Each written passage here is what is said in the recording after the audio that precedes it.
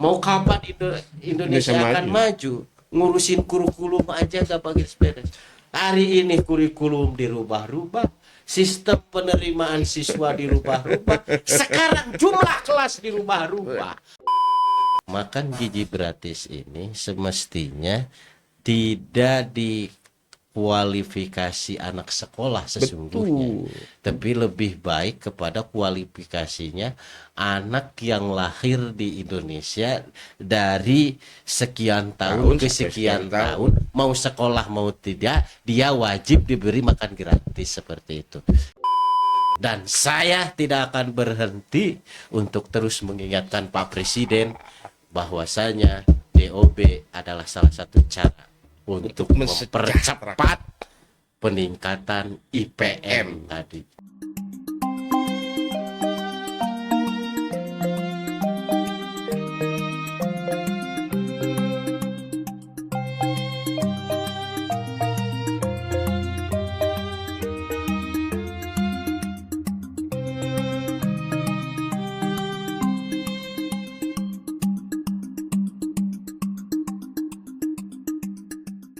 Assalamualaikum warahmatullahi wabarakatuh. Salam sejahtera untuk kita semua. Om Swastiastu, Namo Buddhaya, salam kebajikan, rahayu, rahayu, sampurasun. Ketemu kembali di channel Berpikir Merdeka, Rakyat Bicara, di channel Kita Pikirkan Rakyat. Channel yang memang keberpihakan kepada rakyat. Kita akan membicarakan tentang persoalan-persoalan yang memang entah aturan atau apapun itu yang pada intinya keberpihakan itu ada di tangan rakyat. Ya, kebetulan dalam kesempatan ini kita kedatangan tamu yang sangat luar biasa, sangat istimewa bagi channel kami. Salah satu wakil kita yang duduk di pusat Komisi 1 ya Kang? Iya, di Komisi 1, Kang Haji Oleh, yang kebetulan beliau ini pituin dari Tasikmalaya. Nah, kenapa kita juga sebetulnya mengundang Kang Oleh ini, Kang Haji Oleh ini, ada hal-hal yang memang sedikit besarnya sebuah sebuah persoalan, kalau dibilang persoalan yang mungkin ada mengkaitnya, ada pakuat pakait lah dengan kebijakan yang beliau emban di DPR sana. Salah satunya mungkin ya karena kita memang ngobrol kemana-mana. Salah satunya ini Kang, terkait barak, terkait pendidikan barak yang kemarin-kemarin itu kan luar biasa bergemuruh, yang pada akhirnya sekarang itu hilang begitu saja. Artinya hilang begitu saja. Sudah ketika itu sudah beres, tidak ada gema lagi, malahan konon katanya itu dihentikan. Bener kan? Bener gitu. Baik. Assalamualaikum warahmatullahi wabarakatuh. Waalaikumsalam. Salam hormat, salam sejahtera bagi para penonton Pikirkan Rakyat podcast Pikirkan Rakyat ya. Bersama senior saya Tatang Pahat. Mudah-mudahan sehat semua. Berbicara soal barak yang diinisiasi oleh Pak Gubernur Kang Deddy Mulyadi, saya secara pribadi memandang bahwa apa yang diinginkan oleh Kang Deddy ini adalah betul baik, dan saya yakin memberikan manfaat yang luar biasa bagi perubahan generasi penerus, terutama anak-anak, demi masa depan yang lebih baik. Terkhusus barangkali pendidikan kebangsaan melalui barak di Kodam ya, di Kodam Siliwangi ini lebih spesifik, hanya teruntuk quote and quote adalah anak-anak bermasalah.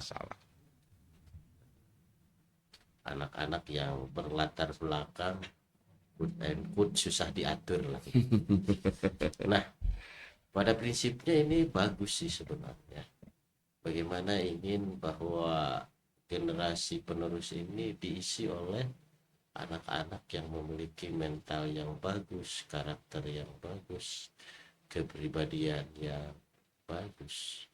Karena memang Indonesia Emas ini harus diisi oleh generasi yang bagus, diisi oleh generasi yang emas juga barangkali kan seperti itu. Nah, hanya saja dalam teknis bagaimana menggait, memberok ataupun membentuk daripada anak-anak ke depan, quote and quote, terkhusus adalah anak-anak yang punya masalah. Tentu ini menjadi tanggung jawab bersama, bukan hanya gubernur, bukan hanya orang tua, tetapi seluruh elemen bangsa, karena mereka ini bagian yang tidak terpisahkan dari kita sebagai manusia, apalagi kalau kita sebagai umat muslim, bahwa orang muslim ini kal wahid jasad, ya satu jasad. Kalau misalkan yang lain sakit, ya kita juga harus merasakan sakit. Yang lain bahagia, kita juga semestinya bukan malah iri, bukan malah tidak bagus, tetapi kita juga harus merasakan bahagia. Hanya saja soal bagaimana ini merubah, mendidik, mengembalikan kembali supaya anak ini menjadi baik, menjadi soleh kembali seperti saya. Nah, ini tentu semua orang punya konsep, punya pemikiran yang diyakini berbeda-beda. Betul, sepakat. Kang Deddy meyakini bahwa dengan dimasukkan ke barak ini sebuah program yang jitu. Betul. Kang Deddy mungkin seperti itu. Nah, KPAI beranggapan bahwa ya anak itu ya harus dididik kembalikan ke orang tua. Betul. Kalau misalkan orang-orang pesantren, ya di pesantren lah gitu. Salah satu contoh misalkan orang pesantren ini, barangkali ini belum terpublikasi, misalkan ini ada orang candu narkoba, misalkan. Nah, di Tasik ada rehabilitasi narkoba melalui pesantren. Salah satunya di Suralaya. Inabah lah ya. Nah, Inabah. Nah, kita tidak menyalahkan apa konsep Kang Deddy di salah atau tidak sesuai. Kita juga menghormati misalkan pendapat Pak pesantren gitu kan, bahwa memang ada juga yang seperti itu. Betul, sepakat ya. Dan sampai sekarang dan ini belum terpublikasi kayaknya, makanya saya singgung nih. Saya singgung bahwasanya quote and quote anak bermasalah sebenarnya bukan satu-satunya barak sebagai penyelesaian. Padahal sebelum itu pun di kita sudah ada sebetulnya. Sudah ada. Jangan salahkan kalau misalkan para kiai, para alim ulama, bahwasanya inkubator untuk menetralisir perilaku-perilaku yang tidak baik, pesantren adalah tempatnya. Kita tidak bisa bantah. Betul. Baik dari sisi ruhani, baik dari sisi perilaku-perilaku yang tidak bagus, dan termasuk disiplinnya juga di dalamnya. Betul. Dan yang paling pokok adalah bagaimana ini hasil daripada penggemblengan, hasil daripada inkubator ini, satu tidak instan, dua ada berjenjang, ya kan? Tidak instan, kemudian berjenjang dan menapak nantinya. Yang ketiga, yang paling pokok, jangan ada biaya yang tinggi. Oke, sepakat. Iya kan? Sepakat. Biaya tinggi. Kalau bisa semurah-murahnya. Betul. Nah, Yang menjadi anomali hari ini, masyarakat merasa bangga dengan barak, ya kan? Merasa AB dengan pesantren, Oke. barak dengan biaya Yang besar, begitu besar. pesantren biaya gratis. Ini kan anomali. Betul. Ini kan anomali. Betul. Sekali lagi, saya sangat hormat dan saya bangga dengan ide-ide Kang Deddy. Tapi mari kita deteksi persoalan-persoalan ini. Apakah betul dengan barak ini menyelesaikan masalah perilaku anak? Debatable itu. Masih debatable. Masih debatable. Betul. Nah, betul. saya berpendapat bahwasanya ada cara lain Ya.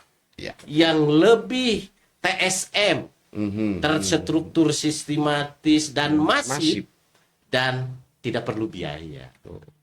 Dan Nah, itu. sudah berjalan sebelum barak itu pun sudah berjalan beberapa tahun di belakangnya sebetulnya. Ya. Cuman masalahnya itu ini nih, masalahnya itu kan publikasi. Artinya bahwa apapun alasannya, ketika sekarang itu kan masyarakat itu KDM sentris itu menjadi apa namanya, menjadi lifestyle. Artinya menjadi sebuah contoh yang ada di masyarakat.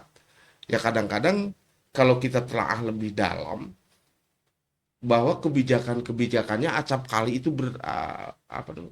sporadis, kalau bahasa ini mah, atau gimana tuh. Misalkan sekarang nih Kak, di SMPB aja, ya penerimaan siswa baru.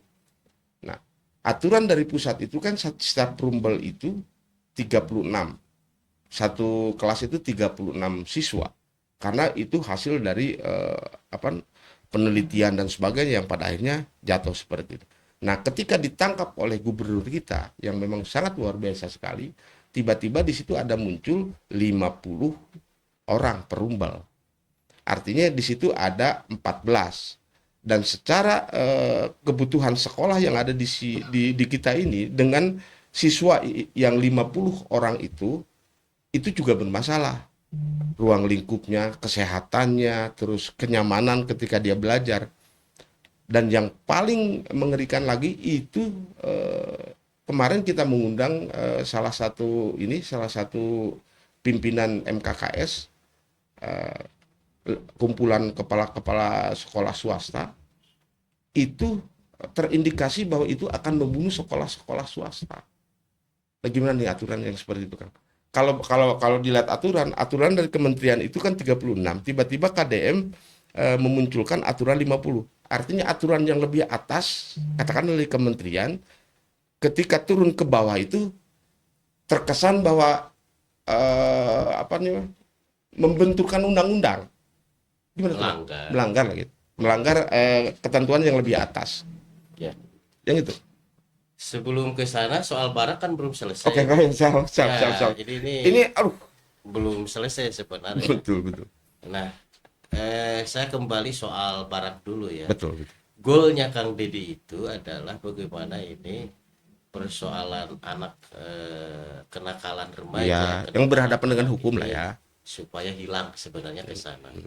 DPR RI khususnya saya Komisi 1 sangat sepakat itu dan setuju atas itu. Tetapi tinggal pola pembinaannya ini seperti apa. Saya secara pribadi mengusulkan tidak perlu anak dibawa ke barak, tetapi mengusulkan kalaupun mau ada pembinaan, biarkan TNI atau tentara yang mengajar ke sekolah. Satu, tidak perlu ada biaya besar lah ya. Biaya besar gitu kan. Konon katanya per 50 anggota ini kan anggotanya ratusan juta, biayanya miliaran. Ratusan juta bahkan miliaran. Nah ini kan bertentangan dengan efisiensi ya. Kalaupun misalkan itu biaya dari Kang Deddy, ya alhamdulillah. Tetapi sampai kapan mampu membiayainya kan? Nah itu dia. Nah oleh sebab itu saya sarankan tentang pembinaan terhadap anak-anak yang bermasalah kami dukung 100%. Tinggal pola pembinaannya bagaimana dan di mana, tingkatan teknis betul ya. Teknisnya seperti apa. Rekomendasi saran dari saya adalah lanjutkan program pembinaan dengan sekolah kebangsaan yang isinya adalah perbaikan karakter anak, Ya. tetapi teknisnya tidak lagi dibawa ke barak, tetapi TNI yang punya datang. kompetensi atau tim sekolah kebangsaan itu datang ke sekolah-sekolah. Nah itu ya, itu. Seperti di Tasik kan ada tuh apa namanya, ajengan masuk sekolah. Nah, Ini TNI masuk sekolah kan, ya. gitu menarik kan ya? Ya menarik, Oke, seperti siap. itu. Mantap. Saya lebih rekomendasi seperti Oke, itu. mantap. Jadi sekarang persoalannya bukan soal baraknya yang kita kritisi, tetapi soal teknisnya Teknis. ini, soal Ya, teknisnya. kalau Kalau kemampuannya bisa dan betul-betul mampu menyelesaikan persoalan kenakalan se-Jawa Barat. Tapi kalau misalkan satu gelombangnya hanya 50, hanya 100, loh ingat loh, Jawa Barat ini kan 50 juta. Kalau kenakalan remajanya ada 2 juta, mau kapan selesai? Nah itu, logis. kapan selesai? Luar biasa. Akan lebih baik Betul. TNI-nya yang masuk ke sekolah. Dan relatif misalkan TNI yang masuk sekolah itu merata ya. Merata. Jadi tidak terblok lah. Dan bahkan tidak ada klaster. Iya, makanya. Oh saya mantan barak, ada kebanggaan di jiwanya. Betul. Atau mungkin dia ada hope, ada harapan karena saya mantan barak, masuk militer gampang. Bisa jadi ke arah sana. Jangan sampai ada disparitas. Oke, sepakat. Ya, jangan sampai ada klaster. Asik. Pada akhirnya, Betul. akhirnya kan ke sana. Nah kembali ke Rumbel. Sekarang soal Rumbel. Pada prinsipnya, program Kang Deddy dan pemikiran Kang Deddy ini bagus sebenarnya. Betul. Bagus sebenarnya. Betul. Hanya saja Kang Deddy punya cita-cita, punya keinginan, punya program. Dia langsung dipublikasi. Tidak melalui bukan tidak melalui perencanaan. Tidak dikoordinasikan lebih dahulu. Kalau boleh saya bersaran, lebih baik setiap program yang akan diusung sebagai pilot project, apapun itu, soal kesehatan, soal pendidikan, soal kesejahteraan, dan yang lain-lain, semestinya satu, lihat dulu sisi dari undang-undangnya, regulasinya seperti apa. Yang kedua, lihat dulu kira-kira sistemnya mau seperti apa. Oke, menarik. Kemudian SDM-nya seperti apa. Infrastrukturnya seperti apa. Akan lebih baik dibuat dulu peta jalan, roadmap pendidikan tingkat SLTA ataupun sampai PAUD, itu dibuat roadmap. Kira-kira 50 juta penduduk, 27-28 kabupaten kota, 500 sekian kecamatan. Kira-kira butuh PAUD ini berapa? Butuh SD, MI dan lain-lain berapa, butuh SMP, sanawiyah berapa, butuh SMA, SMK, aliyah itu berapa. Sehingga dari kebutuhan itu akan keluar, satu, butuh guru berapa, butuh guru pelajar itu berapa, butuh BOP bos ini berapa. Nah, saya yakin dan percaya bahwa keinginan Kang Deddy 50 dalam kelas rumbelnya itu adalah 50 dalam rangka satu, mengefisiensi biaya, yang kedua mengefisiensi personal guru. Terus yang satunya lagi, hari ini saya juga walaupun Komisi 1 sangat concern dan sangat respect terhadap bagaimana nasib pendidikan di Indonesia ini. Nah, hari ini yang terjadi adalah keluhan dan keluhan. Keluhan dari siapa? Keluhan dari guru-guru honorer. Keluhan dari guru-guru P3K. Jangankan guru honorer, guru P3K. Hari ini sekolah yang sudah ASN, sekolah yang negeri pun sekalipun, hari ini kan disibukkan dengan laporan-laporan PJ dengan bos. Nah, oleh sebab itu, rasa-rasanya ini dari pusat hingga daerah harus rembuk nasional. Jangan sampai setiap ganti presiden, ganti kementerian, ganti gubernur, ganti kebijakan, ganti perubahan-perubahan, ganti kurikulum, ganti Bahaya. soal ini. Bahaya. Hah? Bahaya. Karena apapun Harusnya aturannya, ini saya rekomendasi di forum podcast ini kepada seluruh elemen bangsa yang peduli terhadap pendidikan, mari kita rembuk nasional. Bagaimana membuat konsep pendidikan di Indonesia? Bolehkah kita copy paste dari Jepang? Boleh. Bolehkah kita copy paste dari Amerika? Bolehkah kita copy paste dari Cina? Kita jangan merasa malu. Karena memang agama juga memerintahkan utlubul ilmi walau bisin. betul. Kan seperti itu. Tapi jangan lupa kearifan lokal ya, guys. Di situ tetap, core-nya.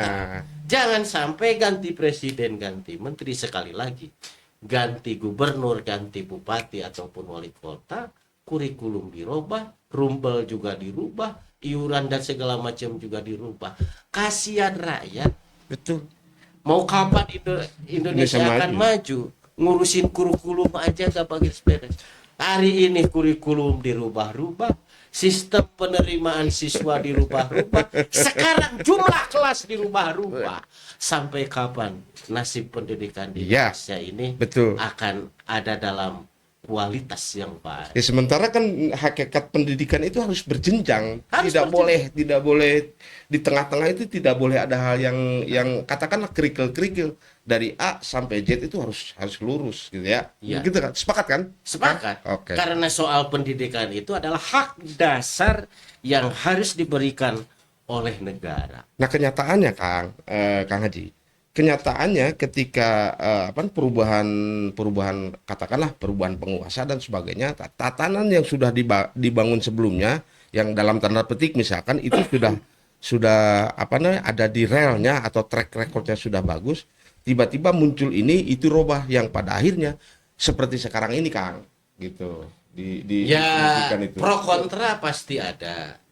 Ada yang diuntungkan, ada yang dirugikan, ada. Tapi jangan sampai rakyat menjadi korban gitu, Kang, maksudnya. Jangan sampai rakyat yang jadi korban, itulah yang harus kita hindari. Betul, sepakat. Hanya saja di sini saya memberikan sebuah edukasi, informasi. Bukan berarti saya tidak melindungi masyarakat, saya pro rakyat, melindungi masyarakat. Tetapi ini komunikasi yang tidak tuntas sebenarnya. Komunikasi yang tidak tuntas. Bagaimana kita menerjemahkan ataupun menafsirkan ataupun mengaplikasikan pikiran-pikiran KDM ini, gubernur kita ini. Nah, apakah kita terima langsung instan begitu saja? Atau perlu katakanlah penerjemah misalkan, atau kita menganalisisnya sebagaimana? Saya melihat bahwa kalau saya boleh jadi penerjemah apa yang dipikirkan oleh KDM ini, sebenarnya KDM ingin bagaimana dari mulai infrastruktur, baik itu bangunan maupun guru. Kelas ini kan satu kelasnya hari ini kalau 280 juta per kelas. Bayangin saja ada berapa.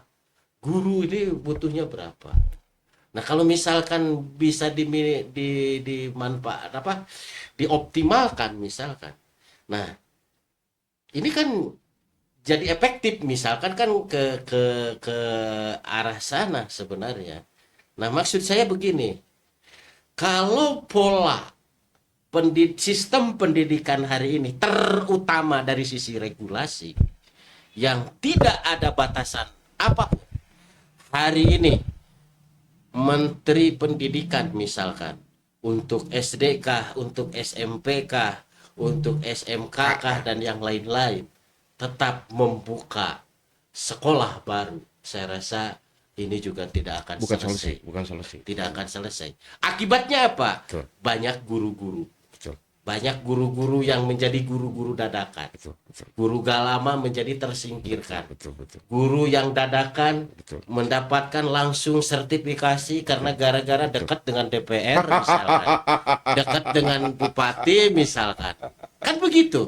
Sementara guru-guru lama sudah puluhan tahun tidak dapat. Ini harus diselesaikan. Harus harus diselesaikan. Hari ini memang pasti bermasalah. Ya salah satunya contoh di Salah sini satu contohnya yang di sini. di ini Unsil. Ya, Unsil yang tiba-tiba dia itu sudah berbakti sekian sekian puluh tahun Ya. menjadi dosen Ya. yang pada sampai detik ini dosen itu tidak jelas ininya tidak jelas statusnya. Iya. Kalau maunya kan ketika Unsil itu bergeser kepada negeri katakanlah, karena Unsil dari swasta, Unsil ke negeri, ya dosen-dosen pengajaran juga sama, bedol desa lah katakan seperti itu. Ini kan sekarang tuh sampai kemarin itu sampai teman-teman dari Unsil itu sampai demo ke Jakarta untuk mempertanyakan status ini, Kang Haji. Apa yang tadi dikemukakan oleh Kang Haji itu benar sekali. Artinya memang harus berbanding lurus. Nah, sementara di sekolah pun sekarang itu karena sekolah negeri itu seolah-olah kebijakan ini berpihak tidak berpihak kepada sekolah swasta. Makanya tadi dikatakan ketika membuat sekolah baru itu bukan solusi. Karena masih ada sekolah-sekolah swasta yang konon sekarang itu dengan kebijakan yang muncul sekarang itu terancam hilang gitu. Padahal sebetulnya sekolah negeri dan swasta kan tidak ada bedanya sebetulnya. Untuk mencerdaskan bangsa, katakanlah seperti itu, kurikulumnya kan sama. Ininya sama. Kok kenapa muncul kebijakan ini? Nah, itu gitu maksudnya. Persoalan itu tidak akan selesai sampai kapanpun. Oke. Saya merekomendasikan melalui podcast ini bahwasanya dari mulai kementerian, kemudian gubernur, bupati, wali kota, kalau DPR-nya komisi 10, di DPRD-nya komisi 4, para politisi, kampus, ayolah itu sekali lagi, kalau tidak ada roadmap jelas, peta jalan jelas, saya yakin apa yang terjadi di Unsil, apa yang terjadi di universitas lain, apa yang terjadi di guru sendiri, tidak terjadi. Wahai para guru, minta maaf saya kalau misalkan saya berkata, banyak guru hari ini hanya mengejar jam-jam pelajaran misalkan, hanya mengejar jam mengajar dia, tapi ibu juga terjebak pada persoalan yang lain. Saya bukan tidak hormat kepada guru-guru honorer, bukan kesana, tetapi ini sistem harus diperbaiki. Sepakat saya. Peta jalan pendidikan kita ini mau seperti apa? Clear. Saya tidak mau subjektif terhadap personal, Clear. Tidak subjektif kepada gubernur, tidak subjektif pada universitas, tidak subjektif kepada guru. Karena kalau saya hanya pro pada satu kelompok, ini tidak akan menyelesaikan yang masalah. Jelas kuncinya regulasi yang harus roadmap dulu. Peta jalan pendidikan Indonesia ini mau seperti apa? Clear. Satu peta jalan bahwasanya yang harus kita pikirkan bersama, siapapun presidennya, siapapun gubernurnya, siapapun menterinya, siapapun bupatinya, rektornya, kepala sekolahnya, sistemnya seperti itu sehingga rakyat tidak menjadi korban lagi. Clear. Gitu. Clear, Kang. Satu lagi, Kang. Ini yang memang agak sedikit ini, Kang. Tentang makan gratis, Kang. Nah, makan gratis. Ya di lapangan ternyata makan gratis itu apa yang digelontorkan oleh Pak Prabowo itu acap kali di lapangan itu tidak menyentuh terhadap terhadap sasaran. Kayak misalkan tiba-tiba anak jalanan kan tidak tersentuh. Terus ada lagi lah misalkan tiba-tiba di sini tempatnya yang seharusnya minimal di lingkungan itu dulu yang tersentuh, tiba-tiba lingkungan itu tidak tersentuh. Malah di lingkungan lain misalkan masaknya di sini di lingkungan yang lain. Itu kenapa tuh, Kang? Sepertinya bukan kenapa, tetapi ini podcast ini menjadi sebuah informasi kepada pemerintah, dalam ini Badan Gizi Nasional. Saya merasa bersyukur dengan diskusi ini berarti masih ada elemen masyarakat yang belum tercover dalam keputusan presiden terhadap penerima manfaat.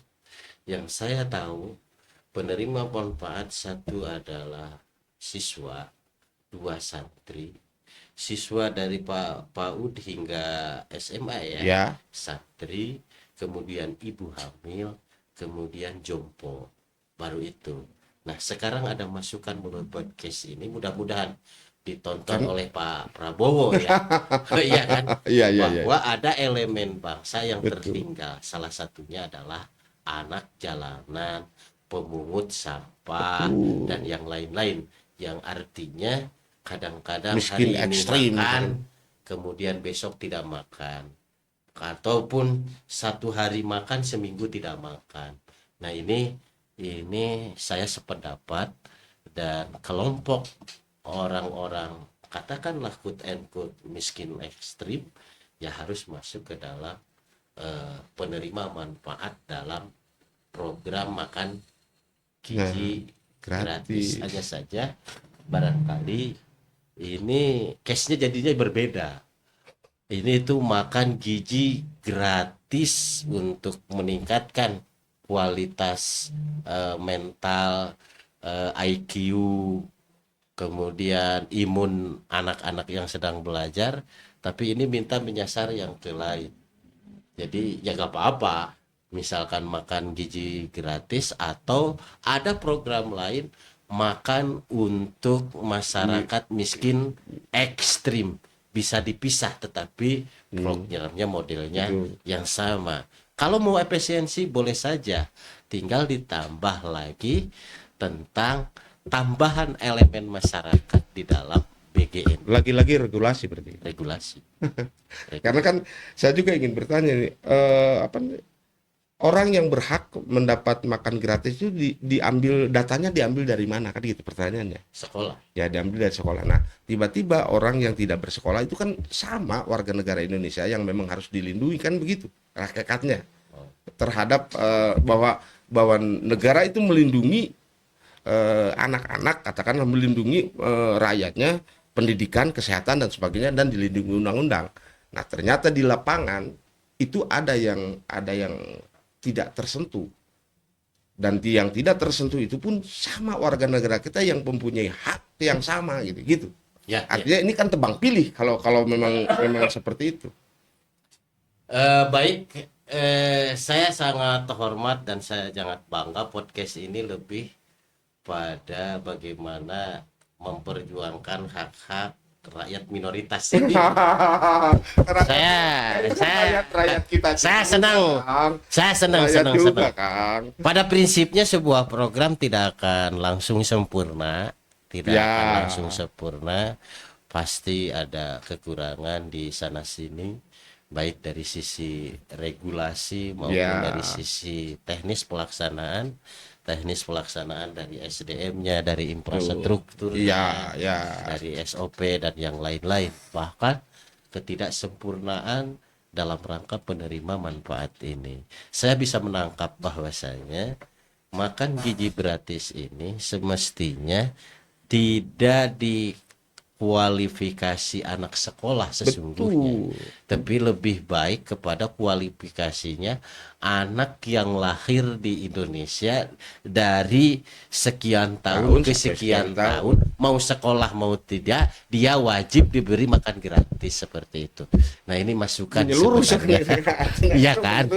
Masukan sepertinya. Dan mudah-mudahan ini Ketua Badan Gizi Nasional bisa menonton ini dan hormat kepada Pak Presiden. Dan ini suara anak rakyat minoritas yang harus kita lindungi dan harus kita tunaikan kewajiban negara kepada masyarakat tanpa batas apapun dia, baik status sekolah atau tidak sekolah, desa ataupun kota.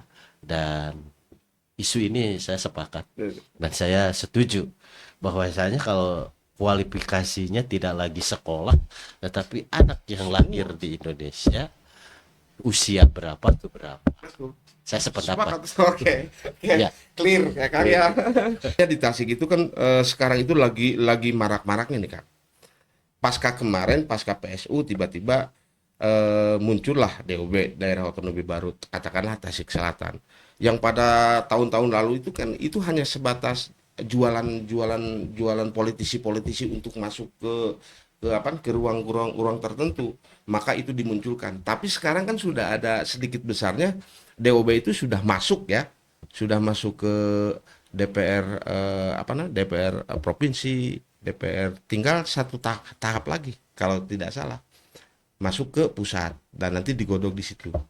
Nah, yang Akang kebetulan kan salah satunya warga Tasikmalaya yang sekarang ini daerah otonom itu yang dikisruhkan, katakanlah, boleh kalau boleh dibilang dikisruhkan atau yang digelembungkan. Menurut Akang, Tasikmalaya ini untuk dipecah sedemikian rupa sudah layak nggak? Eh, Perlu saya informasikan kepada penonton dan rakyat Khususlah warga Tasikmalaya Ya. dan Jawa Barat bahkan nasional ya, bahwasanya DOB ini kalau saya lihat bahwa murni aspirasi warga, hanya saja mereka tidak punya cantolan kalau tidak berkolaboratif dengan para politisi Jelas. atau tokoh-tokoh masyarakat. Karena untuk mensukseskan DOB ini itu adalah satu, butuh keputusan politik, kedua butuh keputusan eksekutif. Jadi kalau misalkan presidium, katakan kelompok masyarakat yang tergabung di dalam Pengusung, menyuarakan usungan DOB ini, katakanlah presidium, katakan. Nah, presidium kalau tidak kolaboratif dengan para politisi, rasa-rasanya juga sulit. Presidium juga tidak dekat dengan eksekutif, juga rasa-rasanya sulit. Karena ada dua tahapan untuk menyelesaikan suksesi DOB ini. Satu, tuntasnya keputusan politik, Ya. kemudian tuntasnya disetujui oleh eksekutif terhadap perencanaan DOB itu. Nah, oleh sebab itu rasa-rasanya jikalau misalkan quote and quote seolah-olah DOB ini dijadikan kendaraan politik, sah-sah saja. Tetapi faktanya itu bahwasanya presidium tidak bisa bekerja sendiri, dia sangat bergantung pada politisi, dia juga sangat bergantung pada eksekutif. Biar clear dulu itu ya. Oke. Nah, yang kedua soal Tasik. apakah DOB ini menjadikan manfaat bagi rakyat? Kan itu yang paling pokok. Ya, keberpihakan. Kira-kira untung rugi DOB ini seperti apa Buat rakyat. buat rakyat? Karena ujung-ujungnya kan kita membela rakyat nih ceritanya. Benar, betul. Bukan ceritanya, kok iya kok Kang. Iya. Nah, sesungguhnya DOB ini bagian daripada jalan, bagian daripada cara untuk bagaimana negara mampu menyelesaikan persoalan dasar. Apa itu persoalan dasarnya? Itu adalah yang disebut dengan IPM, Indeks Pembangunan Manusia. IPM ini yang berkaitan yang sangat globalnya itu kan cuma 3. Soal pendidikan, soal kesehatan, dan soal kesejahteraan alias ekonomi. Nah, soal pendidikan, salah satu contoh kecil katakan, Cipatujah ada 60.000 penduduknya, Bantar Kalong ada 28.000. Katakanlah di 10 kecamatan ini ada kurang lebih 500 sampai 600.000 penduduk. Berarti ada tunas-tunas bangsa. Betul. Sebagai estafet keberlanjutan di pemerintahan di negara ini. Berarti ada puluhan ribu dong. Betul. Kalau misalkan ada puluhan ribu, berarti dia butuh universitas dong. Ini contoh di pendidikan. betul. Bayangkan kalau misalkan orang Sipatuja dia harus menanggung sisi waktu, sisi biaya, hanya ingin berkuliah mendapatkan gelar Ya. S1, katakanlah ke Bandung. Ke Bandung dia biaya kosnya udah berapa? Betul. Biaya living hidupnya berapa? Betul. Biaya makannya berapa? Belum biaya-biaya yang lain. Puluhan juta, bahkan ratusan juta. Ya. Bayangkan jikalau di Karangnunggal ada universitas. Oh iya, keren. Ya kan? Keren. Di Karangnunggal ada universitas. Keren. Maka yang bisa dipotong itu uang ngekos, Living hidup, living, hidup, dan yang lain-lain. Betul. Makan dan minum dong. Ya, kan menjadi murah. Ini soal pendidikan ya. Saya Oke. contohnya itu. Sepakat. Soal kesehatan. Ada dari Culamega yang jalan terjal, ibu-ibu yang sedang hamil, Betul. ingin ke rumah sakit karena kebidan sudah tidak bisa ditangani, lalu harus ke kota ataupun ke Singaparna. Ada 70 kilo jarak yang harus ditempuh. Bayangkan jikalau di Karangnunggal ada rumah sakit yang full, yang paripurna bisa melayani berbagai persoalan kesehatan. Berapa nyawa yang akan diselamatkan dengan hadirnya rumah sakit di selatan? Sisi ekonomi. Hari ini kalau misalkan kita jual kelapa hasil bumi, jual cau hasil bumi, ya kan? Ya. Kalau kita jual ke Cikurubuk, ongkosnya Jauh. berapa? Jauh. Tapi andai kan ada pasar di sana, bukankah nilai jualnya lebih tinggi? Ini contoh kecil. Ya. Artinya bahwa perencanaan DOB itu memberikan dampak manfaat yang luar biasa bagi masyarakat. Bagaimana saat ini? Nasibnya seperti apa? Ini administrasi DOB yang diusulkan oleh presidium yang khusus yang ada di Jawa Barat, bahkan di Nusantara. Bapak Ibu semua, para penonton podcast, saya dapat informasikan bahwa DOB ini sudah masuk kepada RPJM. Bahkan RPJMD di Provinsi Jawa Barat. Sedikit lagi berarti ya? Sudah. Dan untuk wilayah Jawa Barat ini, zaman saya sebagai ketuanya, kurang lebih sudah ada 8 wilayah yang sudah mendapatkan putusan politik dan sudah mendapatkan keputusan eksekutif. Tasela salah satunya. Salah satunya adalah Tasela, Garut Selatan. Selatan. Dan berkas ini sudah ada di Mendagri. Nah, pemirsa, hari ini tinggal nunggu satu lagi. Apa itu? Pemerintah untuk mencabut moratorium DOB. Jadi bolanya ini sekarang ada di pemerintah. Kita tinggal menunggu keputusan presiden. Apakah presiden mau membuka moratorium dan memekarkan ini, atau tidak ada keputusan lain, kebijakan lain. Berarti kuncinya, bagi saya sebagai warga Pituin Tasela, saya berharap ya ini bisa dibuka. Dan saya tidak akan berhenti untuk terus mengingatkan Pak Presiden bahwasanya DOB adalah salah satu cara untuk mempercepat peningkatan IPM tadi. Oke.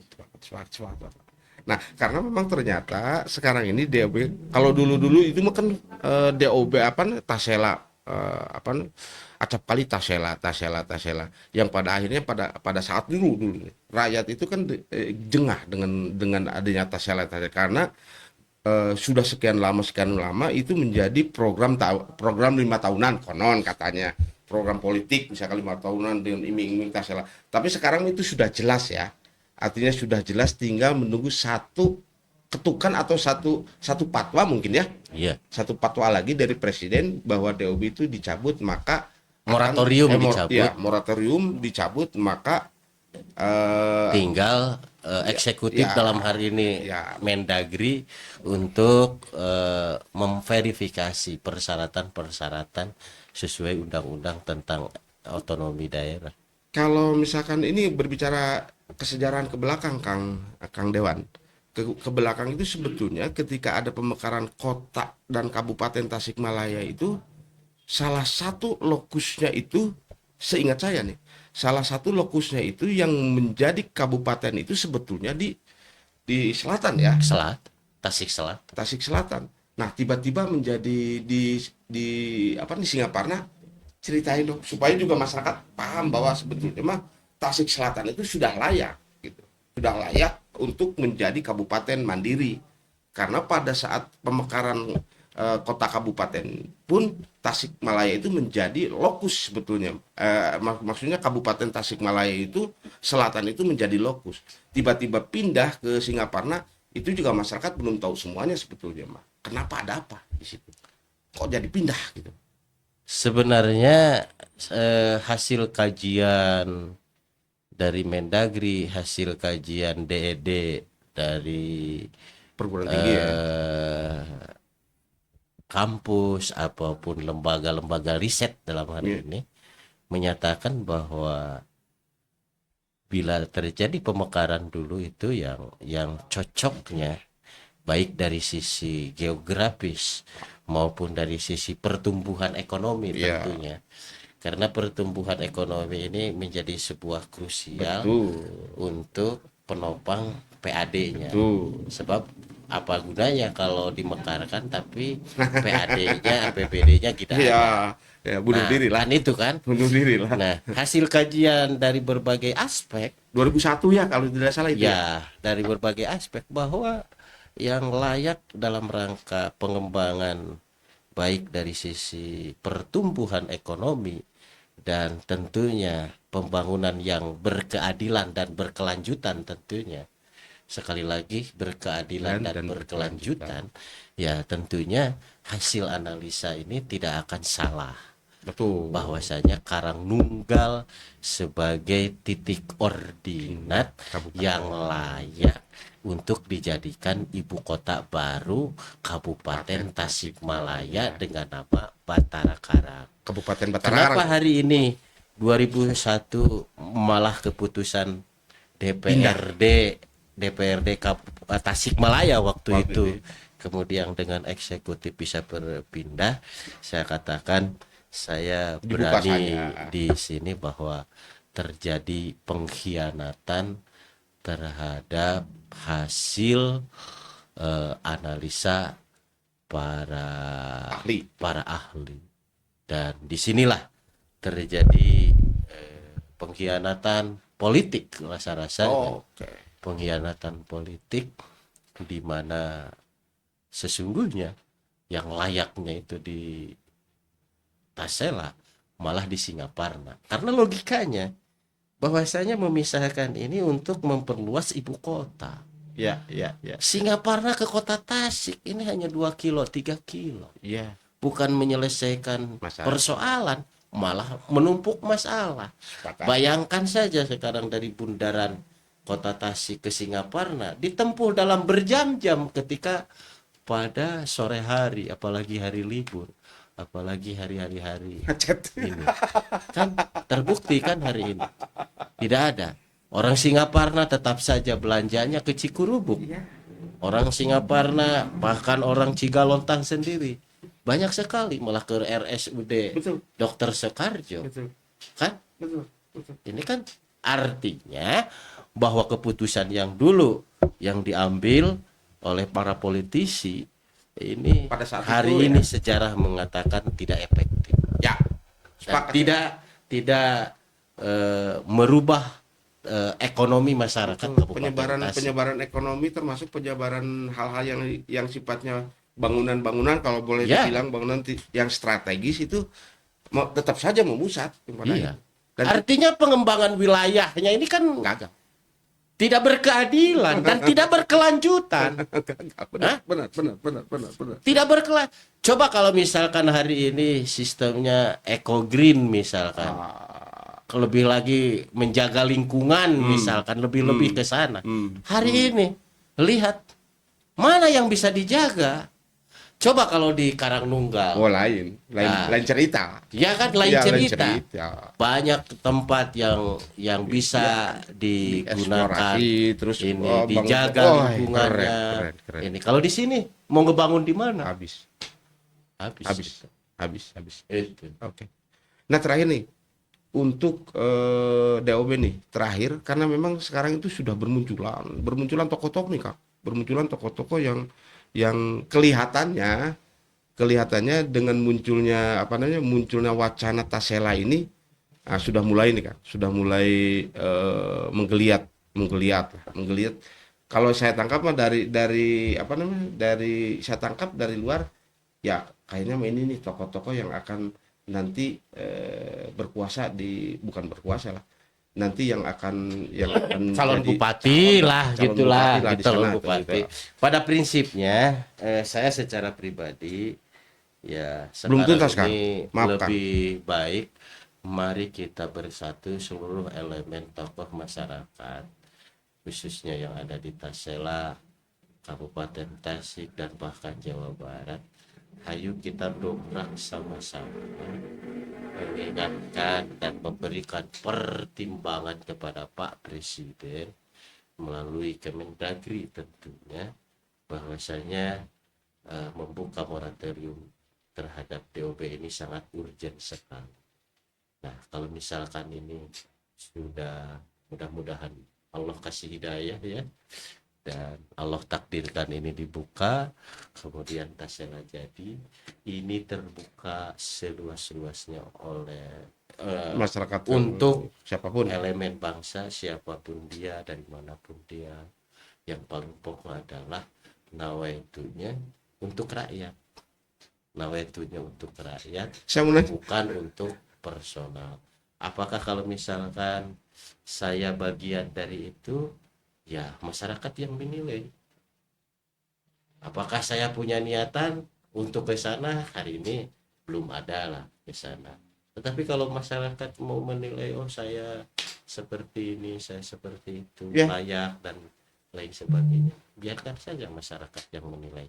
Hanya saja saya mengajak dulu kepada seluruh elemen tokoh-tokoh masyarakat, ayo satukan visi.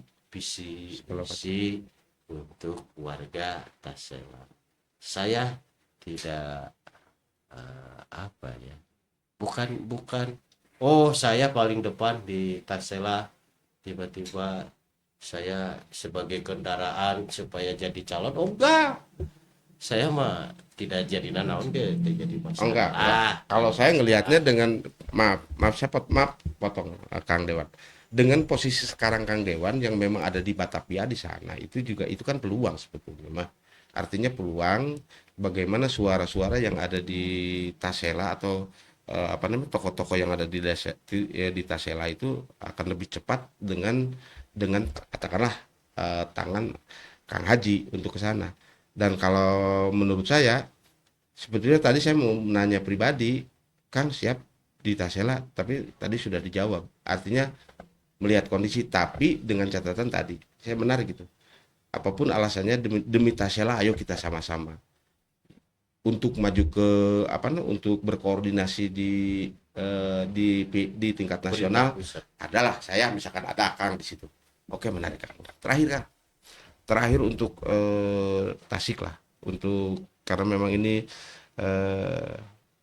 ya walaupun Akang sudah menasional segala macam, saya yakin bahwa Akang itu orang Tasik, lemah cai yang harus kira-kira dengan kondisi seperti sekarang ini,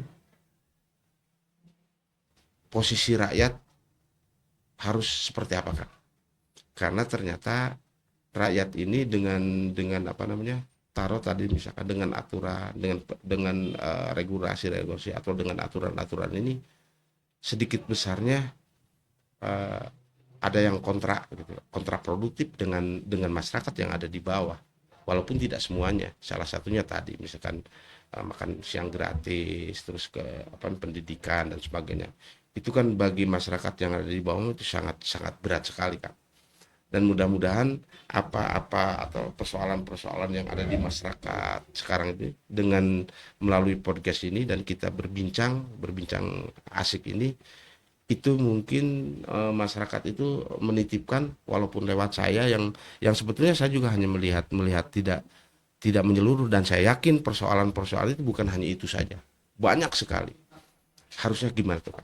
Baik, ini menarik sebenarnya. Sebenarnya saya berbicara untuk 3 elemen. Pertama, yang paling pokok elemen eksekutif. Elemen eksekutif mulai presiden sampai kepala desa dan bahkan RT. Ya, seperti itu. Jangan sekali-kali alergi dan emosional terhadap kritikan masyarakat. Karena pada dasarnya kalau kita deteksi bahwasanya hampir 90% apa yang disampaikan oleh masyarakat, baik itu melalui kanal media sosial pribadi maupun kelompok, bahkan TV-TV nasional, saya yakin dan percaya 90% itu adalah persoalan yang sesungguhnya. Oleh sebab itu tidak perlu alergi, tidak perlu emosional, dengarkan, catat, dan cari jalan solusi. Itu yang pertama. Yang kedua, bagi para politisi jangan juga mencari panggung di dalam persoalan. Nah ini dia. Jangan menjadi panggung dalam persoalan penderitaan rakyat. Pencitraan lah ya. Suarakanlah dengan yang sesungguhnya. Jangan pencitraan lah ya. Ya. Ya gitu kan. Oke. Sepakat saya. Ya itu. Ya, sebenarnya apa yang saya sampaikan itu bagian akal, bukan bagian saya. Tapi nggak apa-apa karena nothing tulus saya menyampaikannya. Saya nothing tulus, saya di sini lebih hanya valid sebagai kan masyarakat warga biasa. sebagai protein. Karena di podcast ini harus murni. Iya, apa berbicara adanya. merdeka.